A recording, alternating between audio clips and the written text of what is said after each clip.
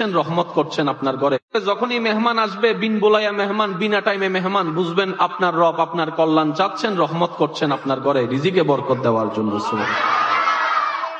দ্বিতীয় নাম্বার, রব বলে যে আমি যখন খুশি হই, যার উপর খুশি হই, যে টাইমটাতে খুশি হই, সেই ঘরে সেই পরিবারে আমি কন্যা সন্তান পাঠাই।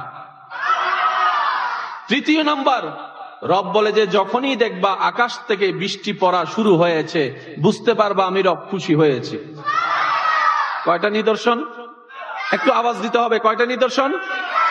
একটা হলো ঘরে মেহমান আসলে রব খুশি, আরেকটা হচ্ছে ঘরে কন্যা সন্তানের জন্ম হলে রব খুশি, আরেকটা হচ্ছে আকাশ থেকে বৃষ্টি নাজিল হলে রব খুশি। বড় চমৎকার বিষয় কি জানেন? রব খুশি হলে যে তিনটা কাজ করে দেখান, আমরা বান্দারা সেই তিন কাজে নারাজ।